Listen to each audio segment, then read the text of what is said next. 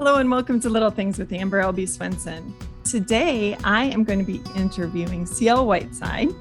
He hosts a podcast that I hope that you've checked out. It's called the Nonmicrowaved Truth, right here on Time of Grace. And my producer sent it to me probably back in maybe April or May when he first started doing this for Time of Grace. And I fell in love with it right away. So I'm super excited to interview him today and let you guys know a little more about him. All right. So first of all, we're going to start out with a first world problem. I don't usually do this, but if you've listened to CL, he does. So we call it a first world problem because it's not really a problem. It's something that our minds get to thinking about a little bit outside of the box that helps us grasp the Bible, but just kind of wondering like, what in the world would God say about this? Or what is the answer or solution to this? It's not heaven or hell. It doesn't matter if you're right or wrong. It's more so just an opinion and taking a guess and just seeing how our minds work. Just thinking outside the box. That is a first world problem. So here's my first world problem for you, CL. What kind of distractions do you think the disciples faced? So we have to deal with, Netflix and Amazon Prime and everything we can see on our phones. So what distractions do you think were problems for the disciples? Some of the distractions I think the disciples had were, especially like who's greater, but I'm guessing they all didn't perform the same type of miracles. So when God gave them the power to perform different miracles, I'm guessing that some of them did different things, and they probably argued like, my miracle is way better than yours. Like, no, mine was definitely better than yours. And just small, simple things from eating what they're going to eat to who does Jesus like the best to how people were perceiving him and reacting to the different things that they were saying. So that's something I would guess. What do you guess? I was thinking the same thing. I was thinking of how they like to argue along the way. So I think their distractions were probably pretty petty. But then also when they started the church, we know that, the widows were being overlooked. So there were some functions in the church that they had to, they could see as distractions, but they had to sort of, what's the word I'm looking for? I'm trying to think of, they had to give it to someone else. They had to delegate those things to other people so that it wouldn't become a distraction to them, so that they could keep doing the teaching and the preaching. So, I think there was probably distractions that every generation has to deal with. Mm-hmm. So I think they probably had some typical men things they argued about too. Probably some Pharisaical things where they got a little bit like the Pharisee. Who's the best Pharisee? Who's the best at this? Who's the best? I don't know what type of sport they had back then. I always think about like the Roman Empire and gladiators, who they would bet on fighting, like it's UFC fighting and stuff. But maybe they had that, maybe they didn't back then. Yeah, no, for sure. All right. You want me to say it or you want to say it? What time is it? It is dinner time. You have been watching. That's good. I did my research. Dinner time is the main entree. It's the source of our time together. It's something we want to chew on and digest together. That is dinner time. So CL, how did you come to do the non-microwave truth? And what was the idea behind starting this podcast? The idea behind this podcast was really to try to speak to Generation Z and millennials. Mm-hmm. And we have so many different things in the world that are constantly challenging us as Christians. It was more so putting those worldly objectives and perspectives to the test and comparing it to God's word and what does he say to each one of us. So it's helping a young Christian man or woman see things from a different perspective, but trying to find the absolute truth, which is God's word in the Bible. Oh, yeah. And I think I came up with the microwave concept because so many things in our culture, you got to have it right now. And we want to speed up the process. We really don't want to wait. We want it right then and there. But a lot of times biblical truths are more like baked, or they're more, it just takes more time to truly understand it and get to the point. And a lot of things you don't want to rush. Like you don't want to put a steak in the microwave and cook that. You got to put that on the grill, or you got to make sure that you're doing that the right way in the oven. And I think that's the same thing with God's word and a lot of truths. You can't just microwave it. You have to unpack it, and you have to truly digest it and allow it to be cooked or simmered the proper way. Did you struggle to find the title of your podcast? Not too much. I think Nia and I had one phone conversation and we sort of came up with, I just wanted something, I just pick out little everyday things, and the idea of maybe changing your mentality just a tiny bit. All right. So to let people get to know you a little bit, tell me about your job. What you do? I am an assistant principal at a high school. And what does that encompass? Man, that's so some days it's like counseling, some days it's like encouraging, some days it's supporting other teachers, some days it's laying down the law and being a disciplinarian. And then besides that, I also coach football and basketball. And for a number of years, I was running the weight room. So I usually stay busy doing those type of things. But a lot of it is just dealing with the kids and helping the culture of the school and trying to dictate or keep kids on a straight line. So for the most part, you're dealing with 14 to 18, 19-year-olds, somewhere in there? Mm-hmm. Okay.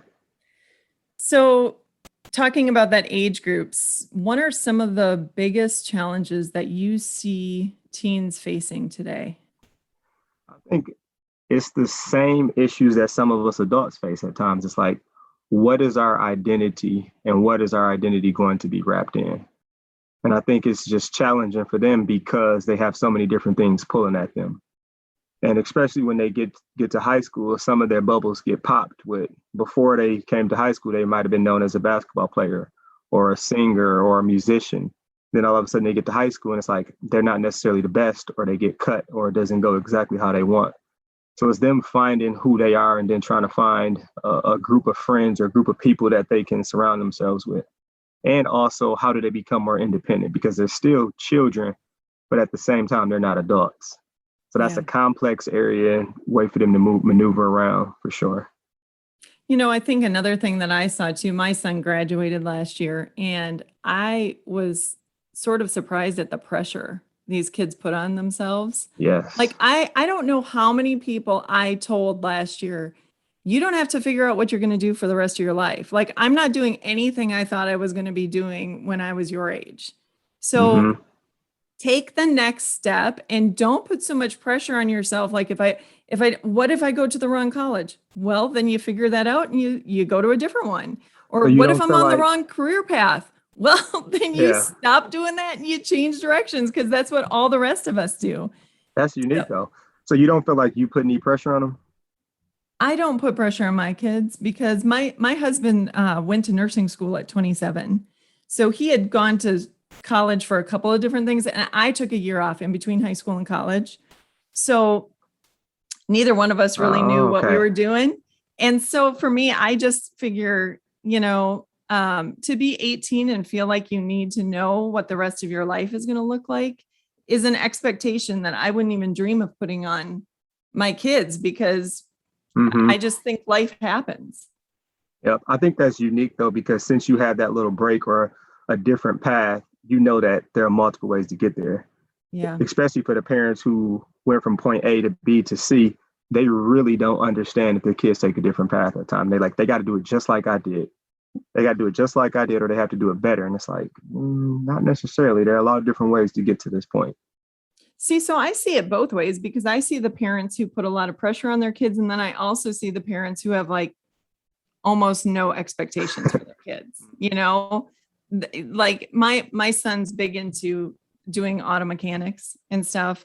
And so a lot of his friends, they're just kind of working full time. And I keep saying, what are you going to do? What are you going to do? And they're nothing, didn't really like school.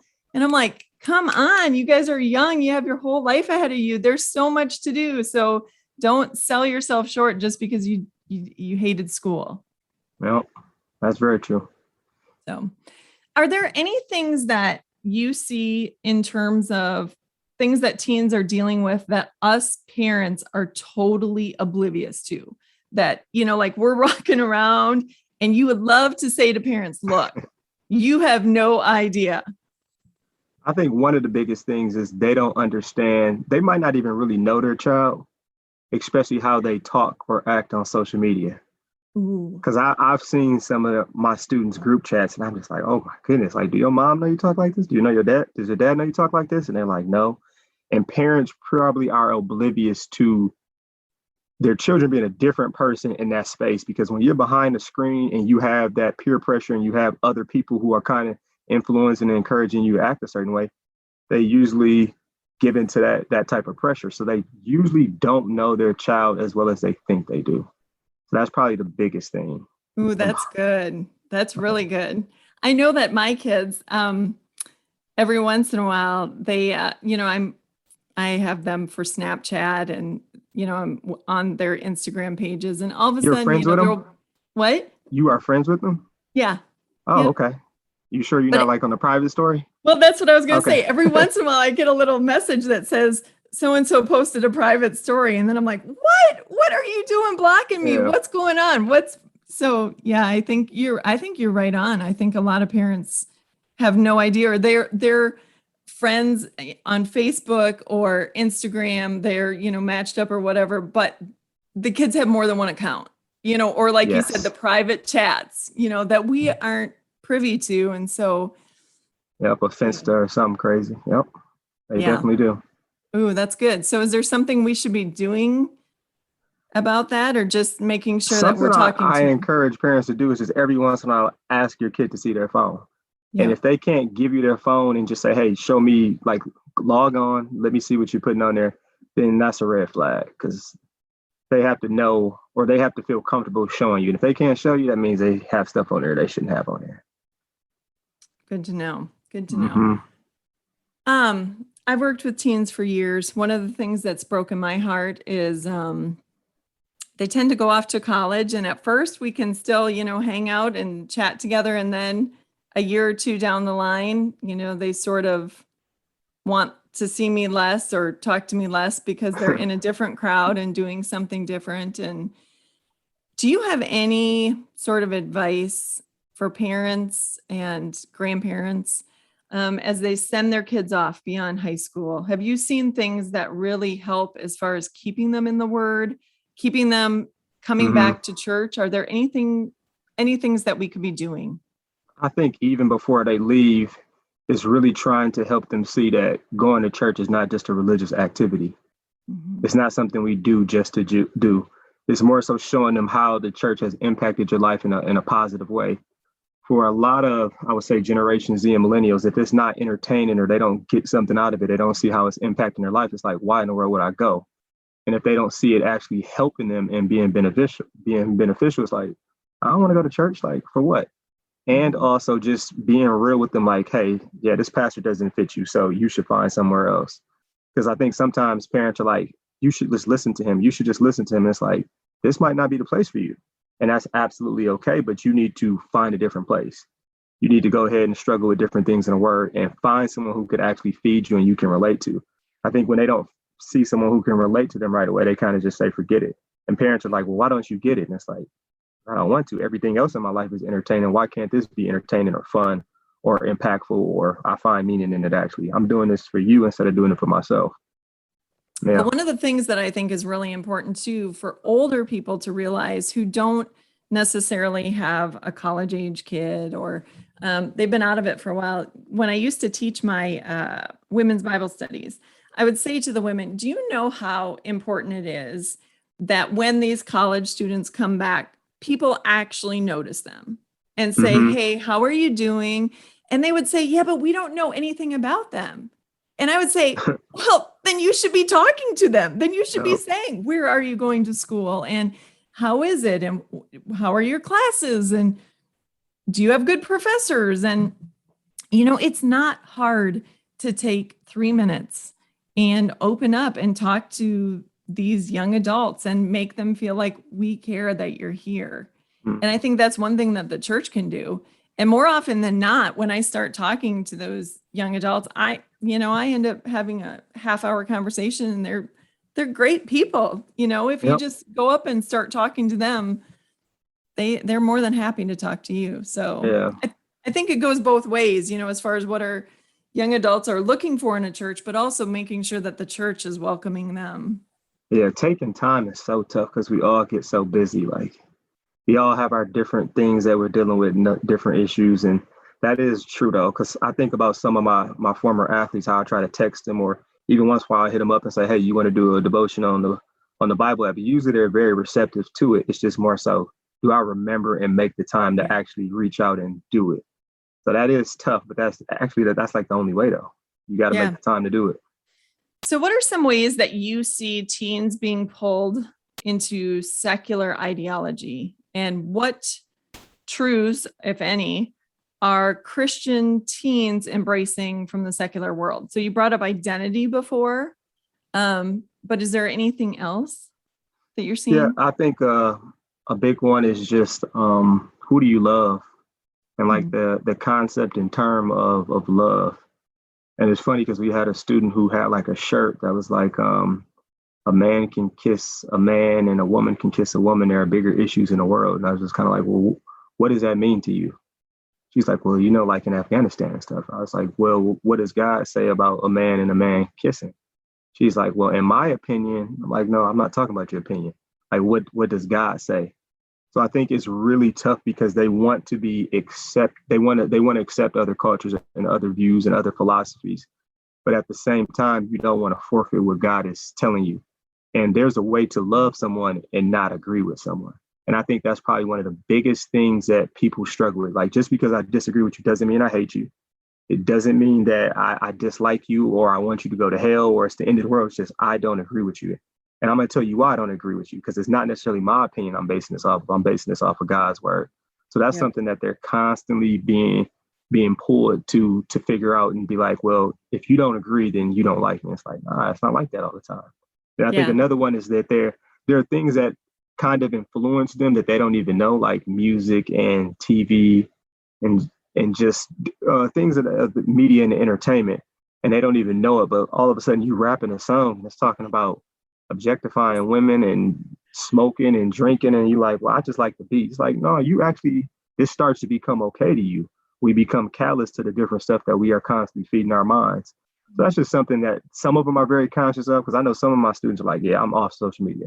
And some of them, they just can't help it. And they're like, it's not having any effect on me. What I listen to doesn't have any effect on me.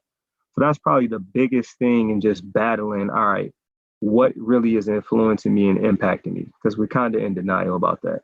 What have you seen for your kids? Definitely music is a huge one, because what everybody's listening to, in the secular world is more often than not what I want being played in my house. So there's more often than I'd like to admit, my kids bring their phones and their speakers in when they take showers, and I'll be hearing this music outside and I'll be knocking on the door. I'm like, no, turn that off. Yep. My son makes TikTok videos, and can he dance? He actually can. Can you dance? Can I? Well, not publicly, not in front of people. Okay. But my son makes TikTok videos, which are really impressive. And my husband and I both joined TikTok so that we could follow our kids and find out what they're posting. And he was looking through my phone the other day. He was looking through my TikToks and he's like, Mom, you hardly ever like my videos. And I say, if there's a bad word in any of the songs that are on your video, I'm not liking that. So you need to use clean music and I'll like your videos. That's why I'm not, because if people look me up and say, what does she like? Unless you have the right music, I'm not liking it. That's so funny you brought that up. That's a different phenomenon too. Like the likes and the views, how much that affects who they are and their value at times. For sure. Like they might post something and it gets like 100 likes. And it's like, what's wrong? I got to delete it. I didn't get my normal 500. And it's like, what? And just like, it means a lot though. Like it helps them feel life. It gives them energy. It's where they find value at times. So true. That, and that's going to bring us to the next thing I actually want to talk about is phones. As a mom, so I got my first iPhone. This is probably embarrassing to admit, but in 2017. So some of my kids had iPhones before I did, but as a mom, I think parents struggle with this whole technology thing.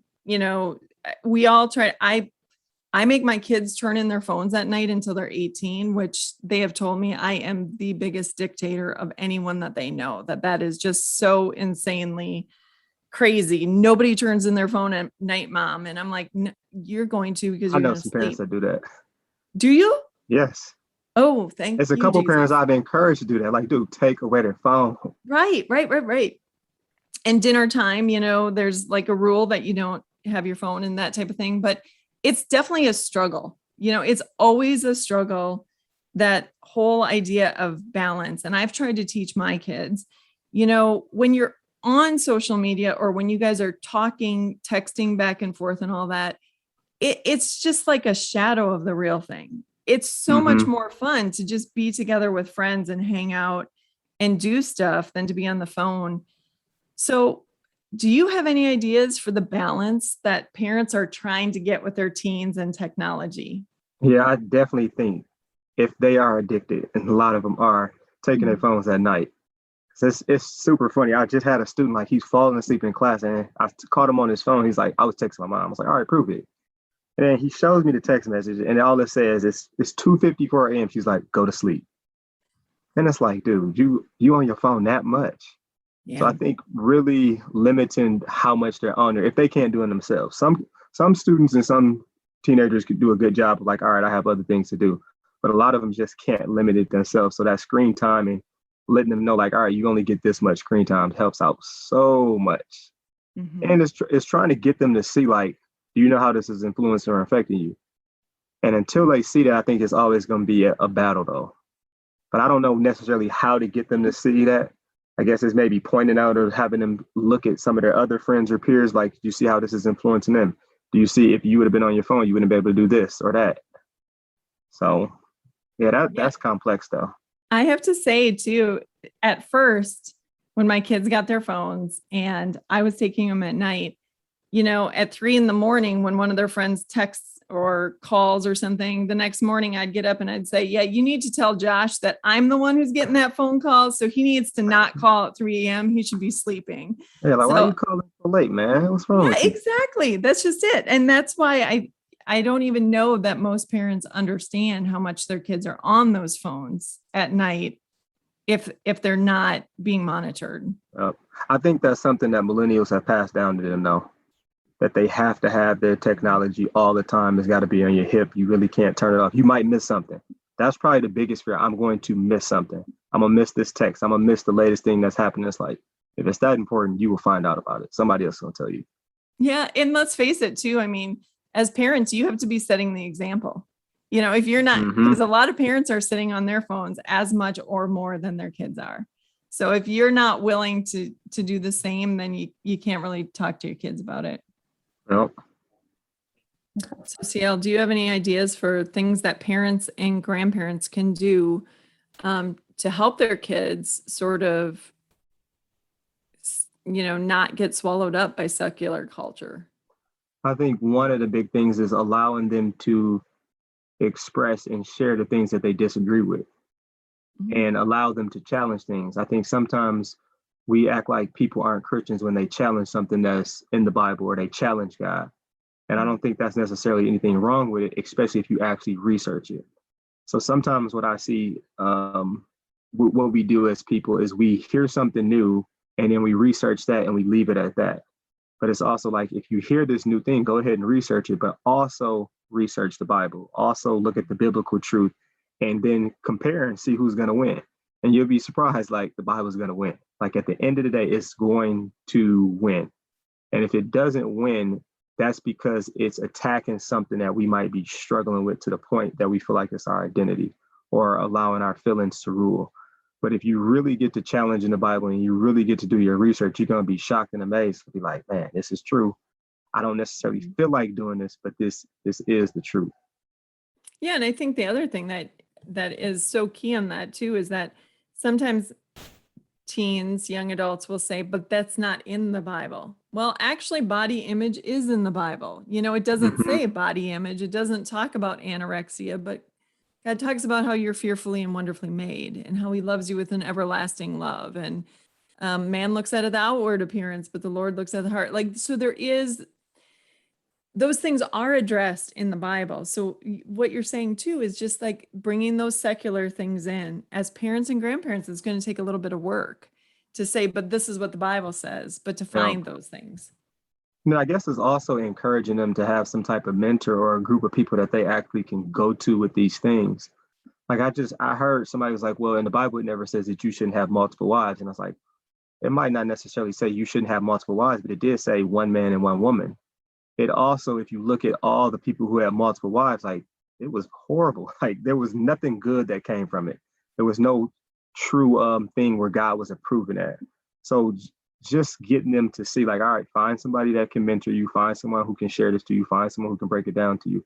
And then just to your point, like you said, just because it doesn't say exactly not this, look at the other context of it for sure. Mm-hmm. All right, let's talk about racial tension. That was like a big, big deal in 2020. What do you see as the major issues regarding race that teens are dealing with today, or are they? I think for teens right now, they're trying to figure out where do they stand and how do they show support in some ways. Mm-hmm. I think it's also a fear on what's taking too much and going too far. And then there's also the opposite side of I don't want to give anything up and I want to deny that this is even happening. So I think one of the things they battle with too is just seeing where do their families stand with this or their parents. So they have all these different things that they're trying to deal with. They're trying to deal with their parents' aspect and perspective. They're trying to deal with the social media and the media's influence and effect in telling them what they should and shouldn't believe. Then they have their friends and their peers, and then they also have their own experiences. And when I look at it, it comes down to, of course, it's sin, but specific sin is just selfishness and not having the ability to be empathetic and to relate or put your shoes in someone else's shoes, put yourself in someone else's place or shoes, I should say. I think that's really big for that. Yep. I couldn't agree more.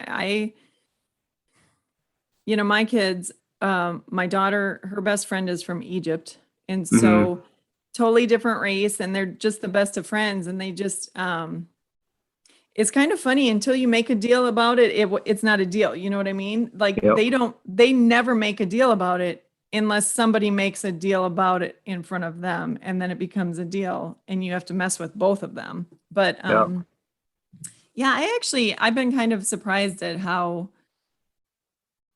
my kids are pretty, one of the things that I taught my kids from the very young age is the whole bullying thing. Like anytime you see somebody else being bullied, it's your job to step in. So unless they have a gun or, a knife or something, and it's dangerous, if you see it happening, then it's your job to call the other person out. And so I don't know. I see my kids being pretty willing to, if anybody's trying to put someone else down, no matter if it's a race issue or a gender issue, or, this person's smarter than this person, or this one's dressed weird or whatever. It's a non-issue. No, you just made me think of something too, that it's hard for some teenagers to forgive because they might have had something done to them that was racially charged on either end of the spectrum, and their ability to forgive and not put that on everyone who seems to be like them. So don't put it on every Black person. Don't put it on every white person. This was an isolated incident where this is not encompassing the whole group, but this is just that incident. Can you make it just this, or is it going to be every single thing that comes in your life? And it's just a mentality and a mindset, because like you said, it's how much should you bring it up though? That's very tough, because you can't deny race and racial issues and tension, but at the same time, you also can't contribute it to every single thing that happens in your life that doesn't go your way. So that's probably the toughest part. And then when you have someone who doesn't agree with you, does that mean they're racist or they're sexist, or what does that really mean? But just figuring out that why and just getting to know each person is the toughest part. Because do we have time to do that? I don't know. Do I even want to do that? You could be just like the last person who hurt me. Yeah.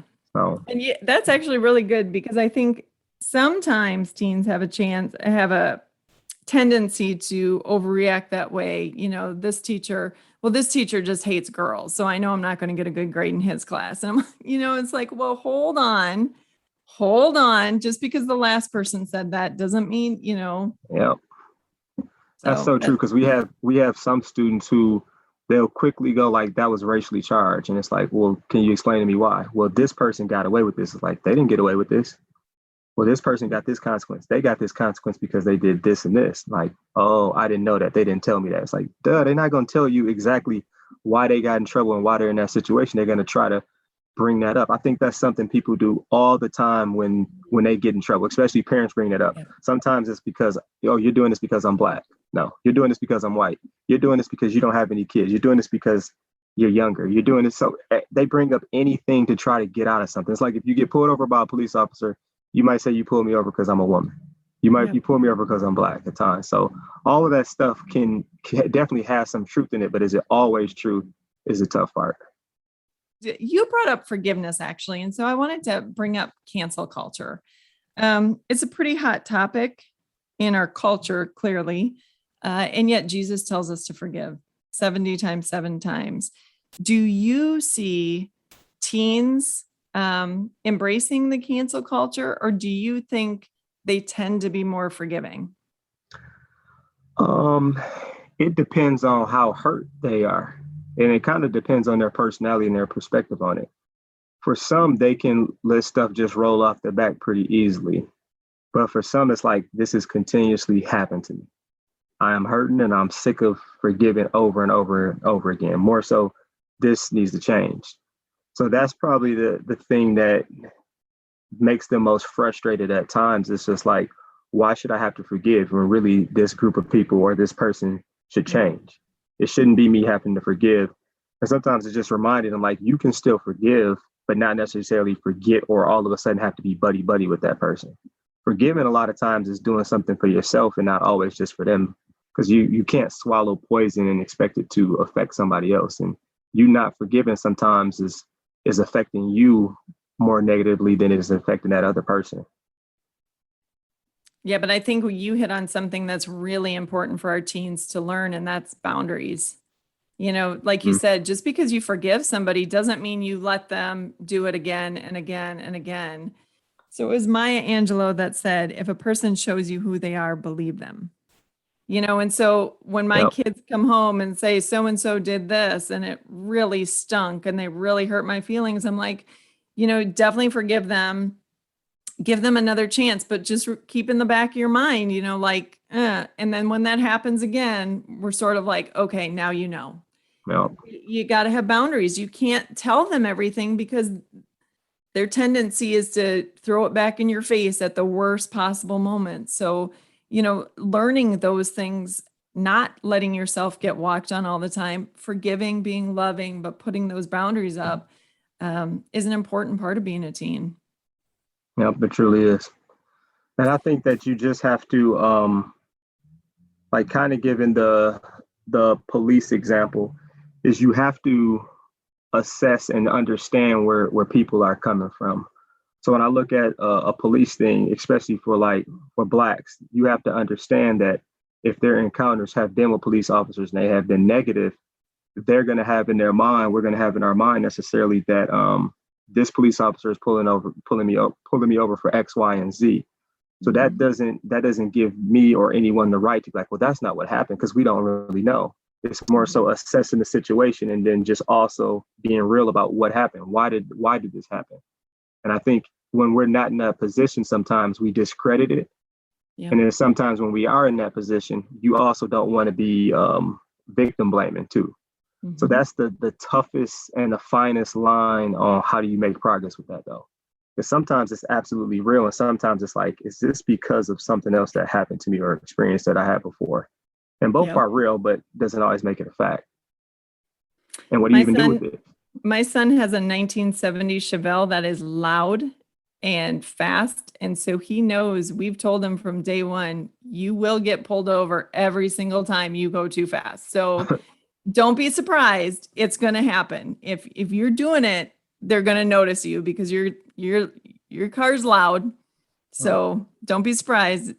That sounds like a beautiful car, though. Oh, he's in love. It's his baby. So I am super hopeful. When I talk to my kids, bring home kids all the time, and teens and young adults, I just, when I talk to them and listen to them and, get to know them, I'm just hopeful. And so what are some things that you see in the generations right now, the young people that you're just excited about?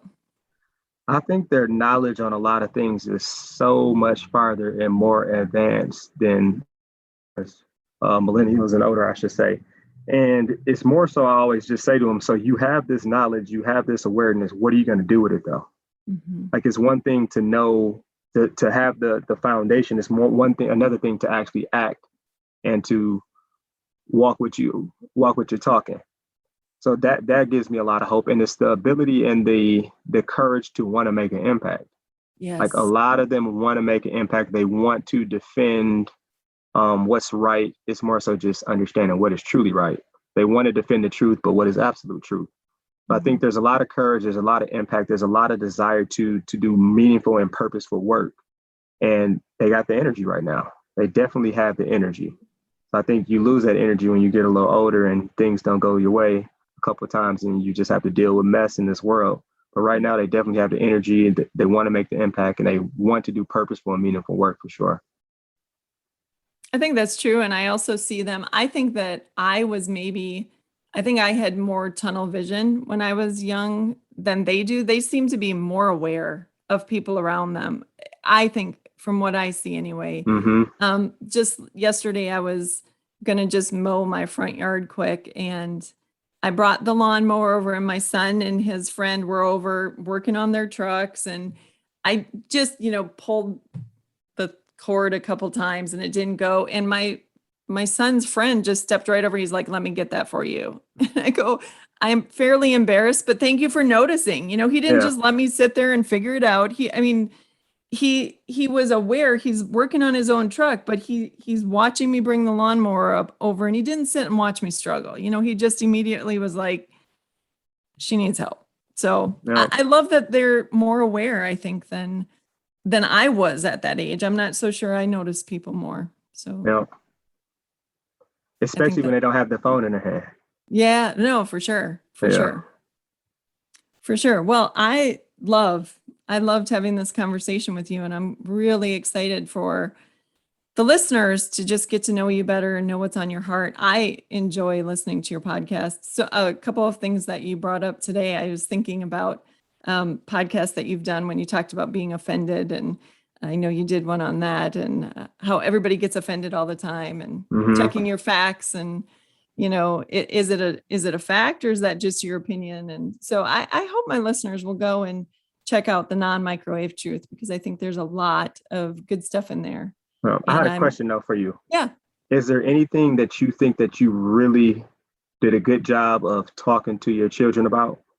And also, is there anything that you feel like, man, I wish I probably would have talked to them about this a little more? Well, I definitely learned. So my youngest is 13 right now, and I think I was way too structured with my first. So, I had a certain expectation and a certain way that I thought things should go. And I have a child who has dyslexia.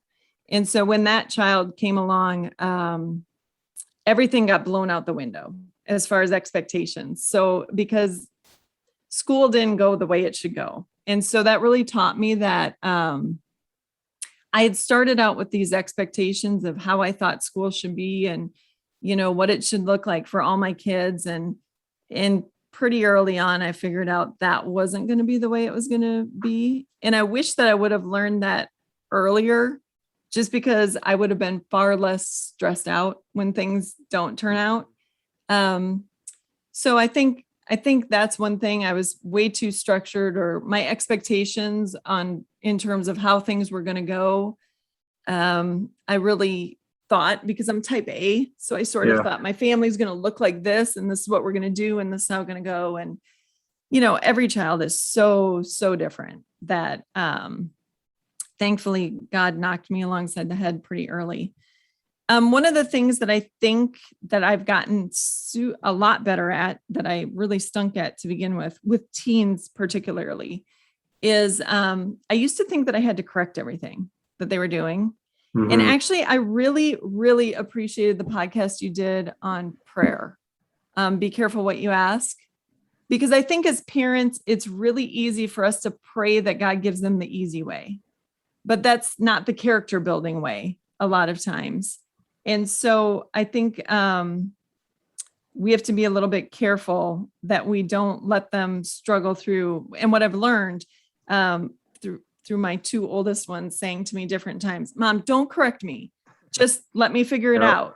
Just back off. And I think the more I've learned to do that and sit on the sidelines and pray. And the other thing that I've learned that I probably should have learned earlier, but I can't tell people enough to do, is find the positives and find reasons to encourage your children. Because absolutely the biggest motivator for almost all of us is not the times that people are telling us what we're doing wrong, but the times that people are coming behind you and going, you are amazing. I can't believe you just did this. And so my son is really into old cars and, he wasn't really much into school at all, but one day him and some friends came and they moved a transmission from one car into the other in like 5 hours. And they took the initiative to buy this old truck that was totaled, to tow it to our house, to move the transmission from one vehicle to another, to get the tow truck back, to tow it away. And I went out there to all these kids who, don't do well in school. And I'm like, you guys are geniuses. This is so amazing that you guys know how to do this and you're taking initiative. And when you get behind your teens and young adults and just let them know that you're behind them. I mean, those guys were just beaming. Yeah. And these are not kids who do well in school. So they don't typically hear that. They're typically hearing, why is your paper late? And why don't you have this done? And why'd you skip school yesterday? And, so, I mean, I think one of the big lessons for me is that find ways to encourage your kids, find ways to, find them doing the right thing. And that will do so much more than nitpicking. Mm-hmm. And I have another question. Yep. Especially since you're a parent. Because I always wonder this type of stuff with parents because I don't have any kids. But do you feel like you were the first person to talk to your kids about sex? No. Or drugs or racism or any of those things of that nature? No. In fact, we the first child is an experiment. And so I think I could have done better with that too. I found out later that they had learned a whole lot on the bus that I didn't realize. Little Timmy watching something he shouldn't have been watching. Well, and his older brother or sister. They were going to a Christian school. So I sort of assumed that the bus full of Christians wasn't going to be what it was, but that wasn't true at all. So no, I don't think I was the first one to talk. My 13-year-old. What age was this? Probably 7th or 8th grade. That's the tough part too. What age do you need to do this in? So I think we started now as our kids got younger, we've done a better job. But one of the ways I like to do it, quite honestly, what I've learned, I never used to watch TV at all. I had too many things to do. And as my kids got to be teens, one of the best experiences for teaching, I think, is sitting down and watching shows with them. So, one of the things we watched off the bat was Psych. My daughter got into, my oldest is a daughter. And, so when they're hopping in bed together, I'm like, whoa, hold on, pause. You guys, this is not the way to do it. And then, of course, when the relationship doesn't work, that's the time to say, see why this just causes so many issues. And so I make a point almost 4 or 5 nights a week. If one of my teens is home, my older teens all work, but if they want to watch something, I sit down and watch the show with them. And, even as far as language, that's a factor. We don't watch rated R things. So we've already got that barrier up. But so even in terms of drugs, like you said, one of the great things for that is my husband's a nurse. And he used to get the overdoses on his floor from ER. And so he has been crucial. I mean, he's been right on there with my kids saying, people who use heroin are always chasing their first high. So you don't get a one chance to just try it. You're addicted the first Yep. time. So you can't do it. So my husband's been really good about, even people on meth, he's like, it'll mess you up. Like you can't do it. You just can't. So, but I think watching shows, I think that's a really good way to start discussions. We have prayers and devotions every night together as a family, every night. And we read the That's Bible awesome. together. So between reading the Bible and watching a TV show, just a lot of things come up. Yeah. I think you hit on the head a couple of things I think parents forget too. They forget that they need to have a number of conversations. Like it's not just one conversation about the birds and bees and then you stop. And then I think some parents really forget too that even though they get to 16, 17, 18, even 19, they're not adults.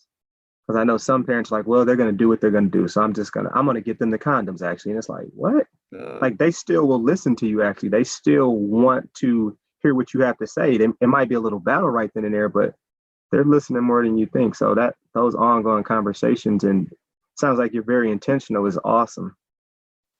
Well, I think one of the hardest conversations that I didn't realize that I needed to have, I told Pastor Mike this when we did the abortion series, but one of my children has had a relationship for 2 years already. And we have all kinds of rules about being alone and all this stuff. But the bottom line is when they drive away in their car, they leave for the day. And I don't know where they are and what they're doing. So, they know what our expectations are, but the bottom line is I don't know. And so for the first time ever, I had the conversation that, I know what's right and I get it, but I just want to make sure you understand that if something happens and if there is a baby, I want to see my grandkids. I don't want you to think that abortion is the only way out for you.